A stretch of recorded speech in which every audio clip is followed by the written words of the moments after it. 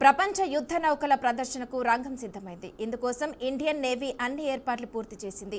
విశాఖ వేదికగా జరుగుతున్న IFR melon వేడుకల కోసం నగరమంతా కట్టుదిట్టమైన భద్రత ఏర్పాట్లు చేశారు. ఇప్పటికే వివిధ దేశాల నౌకల విశాఖకు చేరుకున్నాయి. ఇక ఈ నెల 18న ఫ్లీట్ రివ్యూ 2026, 19న మిలాన్ ఇంటర్నేషనల్ సిట్ పరేడ్, 20న అయాన్స్ కాన్క్లేవ్ ఆఫ్ చీఫ్స్ కార్యక్రమాలు జరగనున్నాయి. ఇక రాష్ట్రపతి ద్రౌపది ముర్ము విశాఖ చేరుకున్నారు. 18న ఫ్లీట్ రివ్యూలో పాల్గొంటారు. 19న సిటీ పరేడ్ కు ముఖ్యమంత్రి చంద్రబాబు హాజరు కానున్నారు.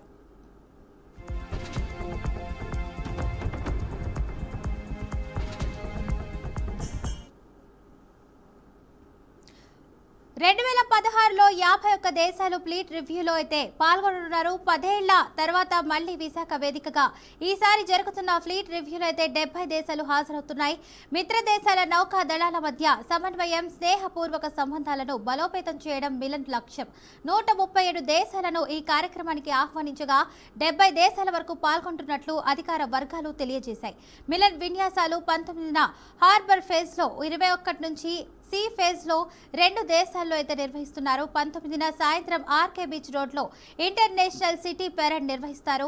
వివిధ దేశాల నౌకా దళాల కవాతు ఆకట్టుకునేలా ఉంటుంది. ఇక ప్రపంచ దేశాల సంస్కృతి సంప్రదాయాలను తెలియజేసే విధంగా బీచ్ రోడ్ లోని పార్క్ హోటల్ నుంచి కోస్టల్ బ్యాటరీ వరకు ఈ కవాతు నిర్వహిస్తారు. భారత నౌకాదళ పైలట్ జెట్స్, హెలికాప్టర్లు, పారాచూట్లతో ఆకాశంలో అద్భుత విన్యాసాలు ప్రదర్శిస్తారు. ఆ తర్వాత నౌకాదళ బ్యాండ్, లేజర్ షోలు ప్రధాన ఆకర్షణగా ఉంటాయి. ఇక ఈ నెల 20న Indian Ocean naval symposium conclave of chiefs నిర్వహించనున్నారు.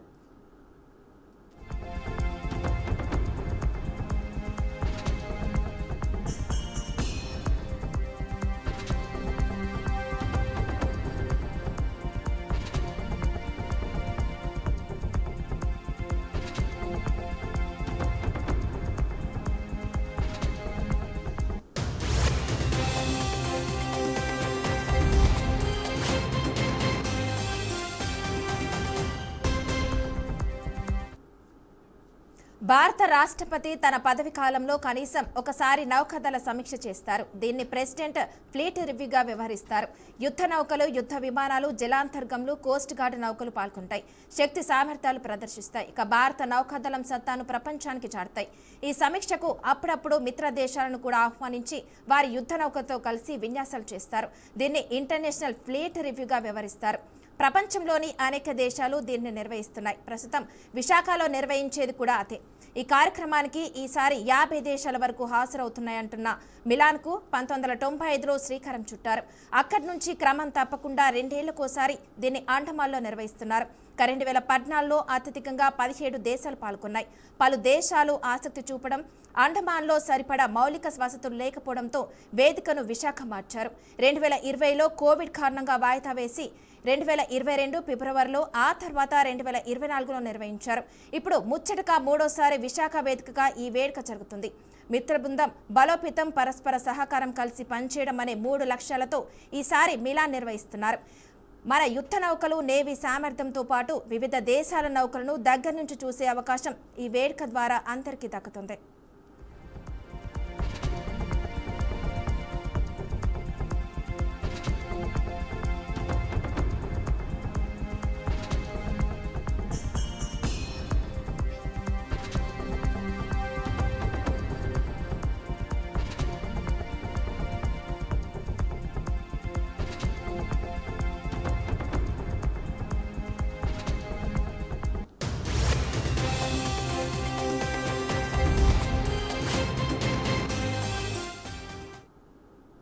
ఫ్లీట్ రివ్యూ మిలాన్ల కోసం జిల్లా యాంత్రాంగం 64 డ్రోన్లతో నిరంతర నిఘా, 7,000 మంది పోలీసులతో బందోబస్తు ఏర్పాటు చేస్తుంది. మరోవైపు జీవీఎంసీ ఆధ్వర్యంలో 119 అభివృద్ధి, సుందరీకరణ పనులను 19 కోట్లతో చేపట్టి పూర్తి చేశారు. ఆర్కే బీచ్ లో ప్రధాన ప్రాంగణం ఏర్పాట్లు పూర్తయ్యాయి. ప్రముఖులు, వీఐపీలు కూర్చునేందుకు వీక్షకులకు గ్యాలరీలు సిద్ధం చేశారు.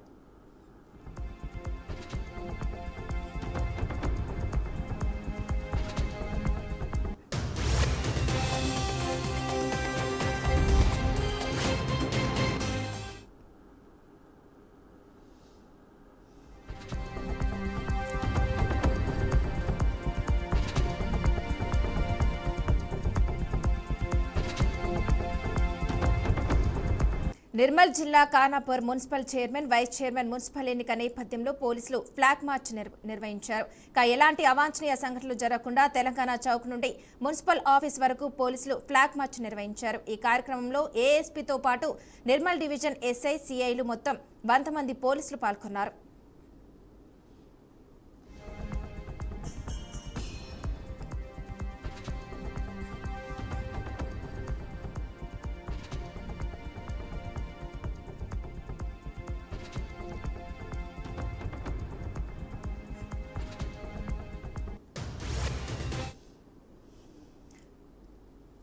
నిర్మల్ జిల్లా Khanapur municipal chairman vice chairman municipal ఎన్నిక నేపథ్యంలో పోలీసులు ఫ్లాగ్ మార్చ్ కార్యక్రమం నిర్వహించారు. ఎలాంటి అవాంఛనీయ సంఘటనలు జరగకుండా తెలంగాణ చౌక్ నుండి మున్సిపల్ ఆఫీస్ వరకు పోలీసులు ఫ్లాగ్ మార్చ్ నిర్వహించారు. ఈ కార్యక్రమంలో ఏఎస్పీతో పాటు నిర్మల్ డివిజన్ ఎస్ఐ సిఐలు మొత్తం 100 మంది పోలీసులు పాల్గొన్నారు.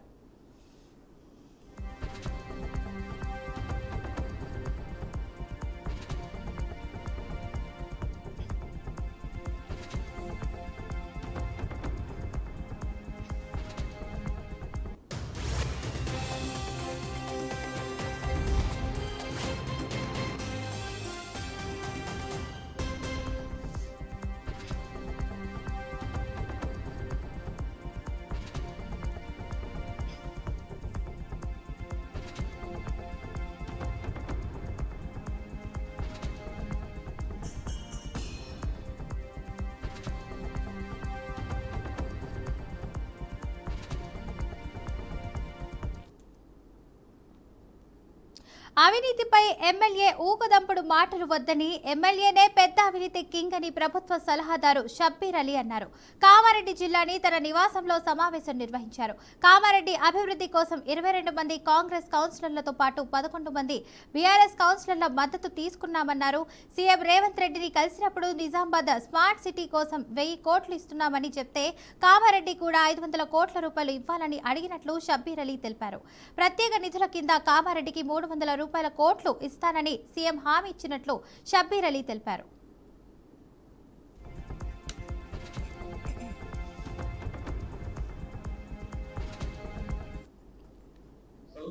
స్టేట్ లెవెల్ కాదు, మాకు సంబంధించిన ఇక్కడ అవసరంకి ఎలా డెవలప్మెంట్ చేసుకుందామనే ఉద్దేశంతో నిన్న గౌరవ ముఖ్యమంత్రి గారి దగ్గర నిజామాబాద్ కామారెడ్డి నాయకులు వచ్చినప్పుడు మరి సీఎం గారు ఏమన్నారంటే నిజామాబాద్ ఎట్టి పరిస్థితులు రావాలా, నిజామాబాద్ చైర్మన్ ఆమె కూడా ఉమారాణి మేయర్ గా అయిపోయింది అక్కడ, అది కూడా శుభాకాంక్షలు. దాంతో సహా కామారెడ్డిలో కూడా ఇప్పుడు 2 ఉమారాణీలు అయిపోయింది, ఈమె కూడా ఉమారాణి కామారెడ్డిలో కూడా గెలుపుకుంది. అప్పుడు అన్నారు మళ్ళా స్పెషల్ ఫండ్స్ కూడా గౌరవ ముఖ్యమంత్రి ఇస్తున్నారు కాబట్టి ఇప్పుడు వీళ్ళకి ఎలక్ట్ అయిన వాళ్ళకు మీ ద్వారా హామీ ఇస్తున్నాను, ఇక మీకు ఏం మీ దగ్గర అభివృద్ధికి కొరత లేకుండా మనం ఫుల్ కలిసి అభివృద్ధి చేద్దాం. Local only this is the local level, not national or state level కాదు. మాకు పార్టీలకు అతీతంగా మనం పట్టణ అభివృద్ధి సాధించుకోవాలని నేను అందరినీ కోరుకుంటున్నాను. ప్రజల సేవలో సఫలీకృతమవుతూ మన పార్టీలకి అతీతంగా ముందుకెళ్తూ మన పట్టణ అభివృద్ధిని సాధించుకొని మన పట్టణాన్ని అందరికన్నా ముందు అభివృద్ధి చేసుకొని చూపిద్దాం. Thank you. లేకుండా మన పట్టణాన్ని అభివృద్ధి చేసుకొని సార్ చెప్పిన మాటలను నిలబెడుతూ వెరీ గుడ్ మన పట్టణాన్ని అందరికన్నా ముందు అభివృద్ధి చేసుకొని చూపిద్దాం. దానికి అన్ని పార్టీలు సహకరించాలని కోరుకుంటూ థ్యాంక్ యూ. పార్టీలకు అతీతంగా మనం పట్టణ అభివృద్ధి సాధించుకోవాలని నేను బీఆర్ఎస్ భవన్లో కేటీఆర్ మాట్లాడుతున్నారు. ఇప్పుడు లైవ్ చూద్దాం. ఆ కొడుకుకి ఆ పిల్లలకి హీరో ఉంటాడు, కానీ నా తండ్రి ఇలా తెలంగాణకు హీరో, అది తెలంగాణకు జాతికి మొత్తానికి హీరో. ఇది వాస్తవం. కొంతమంది మాట్లాడుతున్నారు ఆనవాళ్ళు చెరిపేస్తామని, ఆనవాళ్ళు చెరిపేస్తాం కేసీఆర్ అని మాట్లాడుతున్నారు. కేసీఆర్ గారి జన్మదిన సందర్భంగా నేను చెప్తా ఉన్నా, తెలంగాణనే కేసీఆర్ ఆనవాళ్ళు కదా, తెలంగాణనే కేసీఆర్ ఆనవాళ్ళు కదా, తెలంగాణ రాష్ట్రమే కేసీఆర్ ఆనవాళ్ళు కదా, దాన్ని ఎట్లా జరిపేస్తావురా సన్నాసి? నువ్వు మమ్మల్ని ఎన్ని తిట్టినా ఎన్ని బూతులు మాట్లాడినా ఒకటి మాత్రం వాస్తవం, ఆయన ఒక శిఖరం నువ్వు ఒక శునకం, ఆయన ఒక శిఖరం నువ్వు ఒక శునకం. నీ స్థాయి గదే, నీ బతుకు గదే. అందుకే నీకంటే ఇవాళ తెలంగాణలోని పుట్టిన ప్రతి బిడ్డకు తెలుసు తెలంగాణలో ఇవాళ మరి ఆత్మగౌరవంతో తమ యాసలో తమ భాషతో బ్రహ్మాండంగా తమ వనరులు సద్వినియోగం చేసుకుంటూ ముందుకు పోయే ఒక అవకాశాన్ని, స్వేచ్ఛ వాయువులు పీల్చుకునే అవకాశాన్ని ఇచ్చిన మహానాయకుడి జన్మదినం సందర్భంగా మరి ఈరోజు బ్రహ్మాండంగా రాష్ట్ర వ్యాప్తంగా సంబురాలు చేస్తున్న మా తమ్ముళ్లకు, మా చెల్లెలకు, మా అక్కలకు, మా అన్నలకు అందరికీ వినయపూర్వకంగా ధన్యవాదాలు తెలియజేస్తూ మరి మనందరి లక్ష్యం ఒకటే, కేసీఆర్ లాంటి మహానాయకుడికి మనం ఇచ్చే బహుమతి ఒకటే, పుట్టినరోజు గిఫ్ట్ ఒకటే, ఐకమత్యంగా కొట్లాడదాం, ఐకమత్యంగా కలిసి కట్టుగా కదం దొక్కుదాం, మళ్ళీ తెలంగాణలో గులాబీ జెండా ఎగరవేయడమే, కేసీఆర్ గారు ముఖ్యమంత్రి కావడమే ఆ మహానాయకుడికి మనం ఇచ్చే చిరు కానుక. ఈ సందర్భంగా మీ అందరిని ఒకటే కోరుతా ఉన్నా, ఆయన నిండు 100 ఏళ్లు ఆరోగ్యంతో, మంచి ఆరోగ్యంతో ఉండాలని మనసారా ప్రార్థించాలని కోరుతూ, జై Telangana, long live, long live, long live, long live. Thank you. జై తెలంగాణ. నిత్యం కాంగ్రెస్ బీజేపీ నాయకులు ఒకరిపై ఒకరు దుమ్మెత్తి పోసుకుంటూ మెదక్ మున్సిపల్ పోర్లో ఇరు పార్టీలు సహకరించుకోకపోవడం విడ్డూరంగా ఉందని మాజీ డిప్యూటీ స్పీకర్ బీఆర్ఎస్ పార్టీ జిల్లా అధ్యక్షురాలు పద్మా దేవేందర్ రెడ్డి అన్నారు. మరోసారి మెదక్ ప్రాంత ప్రజలను కాంగ్రెస్ పార్టీ మోసం చేసిందని తెలిపారు. అభివృద్ధి పేరుతో ఎన్నికలు రాగానే ఇష్టం వచ్చిన వాగ్దానాలు చేస్తూ ప్రజలను ప్రలోభ పెడుతుందని గుర్తు చేశారు. ఎన్నికల్లో మద్యం, డబ్బు ఏరులై పారిన ప్రభుత్వ అధికారులు, పోలీస్ శాఖ పట్టించుకోకపోవడం శోచనీయమన్నారు. మన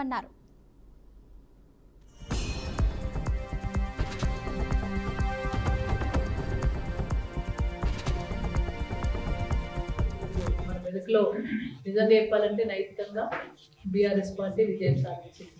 గౌరవ్ కేసీఆర్ గారు చేసిన డెవలప్మెంట్ పనులే ఈరోజు బీఆర్ఎస్ సభ్యులను మరి 15 మందిని గెలిపించి బీఆర్ఎస్ పార్టీకి సపోర్ట్ చేసిన మా ప్రజలందరికీ, మెదక్ పట్టణ ప్రజలందరికీ కూడా, పౌరులందరికీ కూడా నేను హృదయపూర్వక ధన్యవాదాలు తెలియజేస్తా ఉన్నాను. అందరు కూడా ధన్యవాదాలు తెలియజేస్తా ఉన్నాను.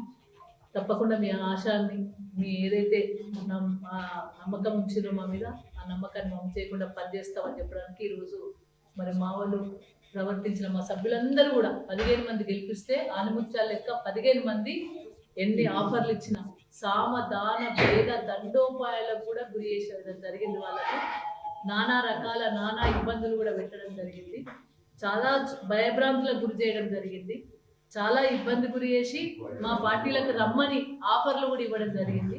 అదేవిధంగా వాళ్ళకు మున్సిపల్ ఎన్నికలో భాగంగా మున్సిపల్ ఆఫీసులో కూడా భయభ్రాంతులకు గురి చేయడం జరిగింది. ఎన్నడూ చూడలేదు ఈ వింత ప్రవర్తన, ఈ వింత విషయాలైతే ఎన్నడూ చూడలేదు. ఎప్పుడైనా కానీ ఈసారి ఎన్నికలే ఏకపక్షంగా జరిగినాయి. మెదక్లో ఎన్నికలే భయభ్రాంతులకు గురి చేసే విధంగా ఏకపక్షంగా ఎలక్షన్ల కోడ్ ఉల్లంఘించి ఇక్కడ శాసనసభ్యుల తండ్రి గారు మొత్తం ఎలక్షన్ కోడ్ ఉల్లంఘించి గల్లీ తిరిగి, అంటే సైలెంట్ పీరియడ్ లో కూడా గల్లీ తిరిగి ఎలక్షన్ కోడ్ను ఉల్లంఘించి ప్రజలను భయభ్రాంతులకు గురి చేయడం, బీఆర్ఎస్ నాయకులను భయభ్రాంతులకు గురి చేయడం లో భాగంగా ఈరోజు మన మెదక్లో నిజంగా చెప్పాలంటే నైతికంగా బీఆర్ఎస్ పార్టీ